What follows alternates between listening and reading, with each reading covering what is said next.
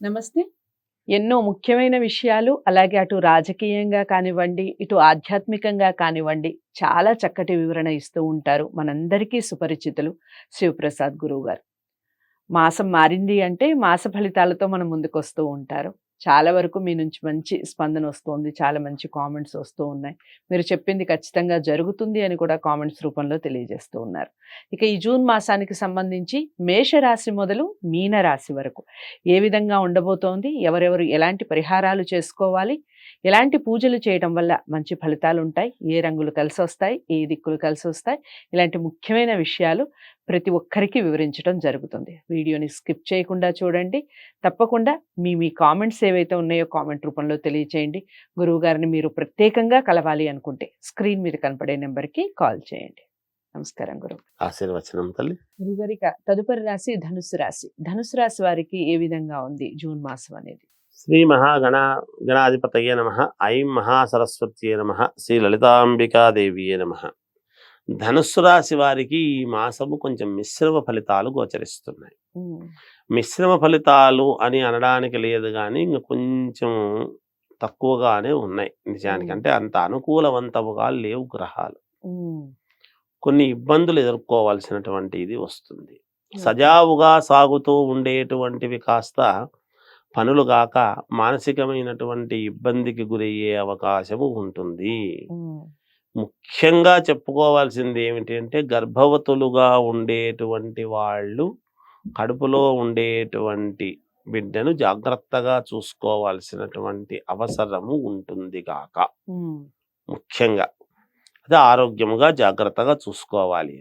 కొన్ని పనులు కావు, చికాకులు తెప్పిస్తాయి. ఇంట్లో కలహాలు, ఇబ్బందులు, భార్యాభర్తల మధ్య గొడవలు, అనూహ్యముగా అనవసరముగా అనుకోని విధముగా సమస్యలు, అధిక ఖర్చు, సమయానికి డబ్బులు అందకపోవటము, వృధా ప్రయాస, వస్తుందిలే అని వెళుతూ ఆశకు పోతే అక్కడ రాకపోవడము, ఇట్లాంటివన్నీ కొంచెం ఇబ్బందులు కలిగించే విధముగా ఉన్నాయి ధనుస్సు రాశి వాళ్లకు ఈసారి. అని కొంచెం జాగ్రత్తగా గడుపుకోవాలి జీవితాన్ని అనేటువంటిది కొంచెం ఆచితూచి అడుగు వేస్తే మంచిది. ప్రతిదీ కూడా 1-2 సార్లు ఆలోచన చేసి చేసేటువంటి ప్రతి పని కూడా ఇది నేను కరెక్ట్ చేస్తున్నానా, ఏమైనా ఇబ్బంది వస్తుందా అని ఆలోచన చేసి చేసుకుంటే మేలు జరుగుతుంది అనేటువంటిది తెలియజేస్తున్నాను. అన్ని రంగాల వాళ్లకు కూడా, అన్ని రంగాల్లో ఉండేటువంటి వాళ్ళు కూడా ఆలోచన చేసి జాగ్రత్తగా జాగ్రత్త వహిస్తే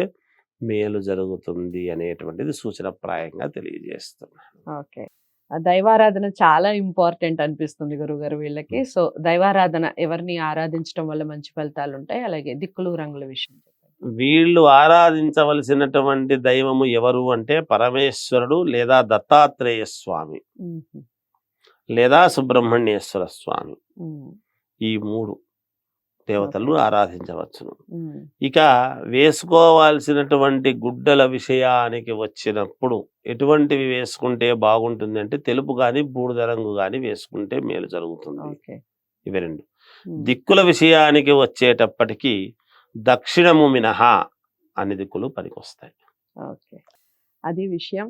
మొత్తానికి ధనుసు రాశి కాస్త జాగ్రత్త వహించాలి. మాసం అంతా కూడాను కాస్త ఆచితూచి అడుగులు వేయాల్సి ఉంటుంది అని కరెక్ట్గా చెప్పారు. ముఖ్యంగా గర్భవతులు చాలా అంటే చాలా జాగ్రత్తగా ఉండాలి అని క్లియర్గా అండర్లైన్ చేయాల్సిన విషయం అన్నట్టుగా చెప్పారు. ఆ విషయాన్ని కాస్త పాటించే ప్రయత్నం చేయండి. అలాగే మీరు నిత్యం దైవారాధనలో ఉండాలి అనుకునేవారు ఈశ్వరుణ్ణి, దత్తాత్రేయ స్వామిని లేదా సుబ్రహ్మణ్య స్వామిని ఎవరినైనా ఆరాధించవచ్చు.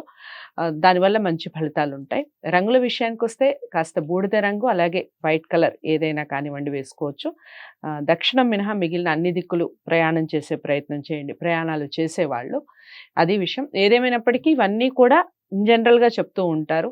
జాతకాలు చాలా ఇంపార్టెంట్. జాతకాలని పరిశీలించుకొని మాత్రమే పరిహారాలు చేసుకుంటే మీకు 100% ఫలితాలు బాగుంటాయి. జాతకాలు పరిశీలించుకోవాలి అనుకుంటే స్క్రీన్ మీద కనపడే నెంబర్కి కాల్ చేయండి. దానికి సంబంధించిన వివరాలు చెప్పడం జరుగుతుంది. మీరేం చేయాలి అన్న విషయాలు కూడా క్లారిటీ ఇవ్వడం జరుగుతుంది. వీడియోని లైక్ చేసి షేర్ చేయండి.